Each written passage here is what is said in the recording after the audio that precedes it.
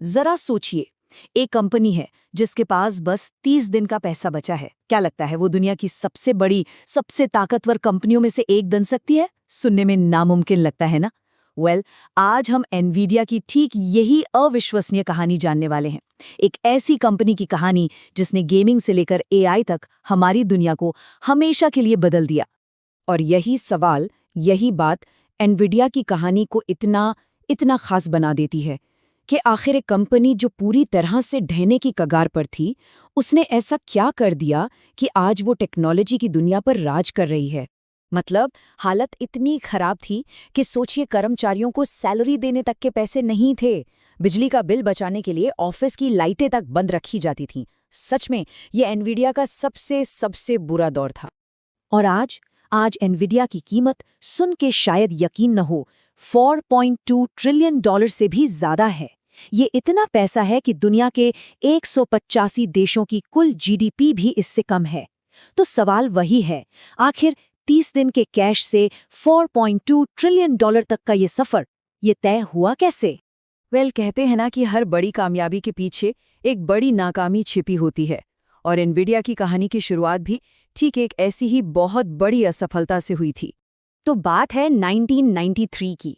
3 इंजीनियरों ने मिलकर एक सपना देखा, कंप्यूटिंग को विजुअल बनाने का। उन्होंने गेमिंग की दुनिया की एक बहुत बड़ी कंपनी सेगा के साथ मिलकर अपनी पहली चिप NV1 लॉन्च की। सब कुछ एकदम परफेक्ट लग रहा था, पर यह सपना बहुत जल्द ही एक बुरे सपने में बदलने वाला था। तो NV1 फेल क्यों हुआ? इसकी वजह थी एक टेक्निकल प्रॉब्लम। देखिए, एनवीडिया चाहता था कि ग्राफिक्स एकदम असली दिखें, बिल्कुल स्मूथ कर्व्स के साथ। लेकिन उस वक्त इंडस्ट्री का राजा था माइक्रोसॉफ्ट, और उसका नियम था कि सारे ग्राफिक्स सिंपल ट्रायंगल से बनेंगे। अब इसे ऐसे समझिए, माइक्रोसॉफ्ट ने ताला बनाया था और एनवीडिया ने उसके लिए एक गलत चाबी बना दी थी जो फिट ही नहीं हुई। और इसका नतीजा बहुत ही बुरा हुआ। गेम डेवलपर्स ने NV1 को सिरे से नकार दिया। बेची हुई लगभग सारी की सारी चिप्स वापस आ गईं, और तो और पूरी सिलिकॉन वैली एनवीडिया पर हंस रही थी। कंपनी सचमुच बस खत्म होने ही वाली थी। लेकिन कहते हैं ना, जब सब कुछ खत्म होने वाला हो, तभी कहानी में एक ट्विस्ट आता है। यहाँ वो ट्विस्ट लेकर आए CEO जेनसेन हुआंग। उन्होंने एक ऐसा फैसला लिया जिसे उस वक्त सबने पागलपन कहा था, पर यह एक ऐसा जुआ था जिसने कंपनी की किस्मत हमेशा हमेशा के लिए बदल दी। जेनसेन ने अपनी टीम से कहा, सुनो, हम एक नई चिप बनाएंगे, लेकिन इस बार कोई हार्डवेयर टेस्टिंग नहीं होगी। ये सुनना ही अपने आप में एक शौक था। चिप इंडस्ट्री में बिना हार्डवेयर टेस्टिंग के चिप बनाना सबसे बड़ा पाप माना जाता है। मतलब एक जरा सी गलती और लाखों चिप्स खराब और कंपनी दिवालिया। पर उन्होंने सिर्फ सॉफ्टवेयर पर भरोसा किया और चिप को सीधे बनाने के लिए भेज दिया। कमाल का रिस्क था ये। अब शुरू हुआ 8 हफ्तों का लंबा इंतजार, और फिर जब पहली चिप आई और उसे टेस्ट किया गया तो सच में एक चमत्कार हुआ। चिप एकदम परफेक्ट थी, कोई गड़बड़ नहीं, कोई ग्लिच नहीं। ये एक ऐसी कामयाबी थी जो उस वक्त नामुमकिन लग रही थी। और रीवा 128 वो जबरदस्त हिट साबित हुई। लॉन्च के सिर्फ 4 महीनों के अंदर एनवीडिया ने 10 लाख से भी ज्यादा चिप्स बेच डाली। ये उस समय किसी भी दूसरी कंपनी से कहीं ज्यादा था। तो ये सिर्फ एक वापसी नहीं थी, ये एनवीडिया का पुनर्जन्म था। तो ठीक है, कंपनी तो बच गई, लेकिन जेनसेन वांग का विजन सिर्फ कंपनी को बचाने तक ही सीमित नहीं था। उन्होंने एक और बहुत दूर की सोच वाला दांव खेला, एक ऐसा दांव जिसने एनवीडिया को आने वाले कल की टेक्नोलॉजी का बादशाह बना दिया। ये हुआ 1999 में, जब एनवीडिया ने दुनिया का पहला GPU यानी ग्राफिक्स प्रोसेसिंग यूनिट लॉन्च किया। अब ये सिर्फ एक नया नाम नहीं था, ये कंप्यूटिंग के बारे में सोचने का ही एक बिल्कुल नया तरीका था। तो ये CPU और GPU में आखिर फ़र्क क्या होता है? चलिए इसे थोड़ा आसान बनाते हैं। CPU को समझिए एक जीनियस साइंटिस्ट जो एक एक करके बड़ी मुश्किल समस्याएं सुलझाता है। वहीं GPU है हजारों मजदूरों की एक सेना जो एक साथ छोटे छोटे हजारों काम कर सकती है। अब गेमिंग के लिए तो ये एक सुपर पावर थी ही, लेकिन जेनसेन को इसमें कुछ और ही दिख रहा था, भविष्य की एक झलक। और बस यहीं पर जेनसेन हुआंग का विजन फिर से काम आया।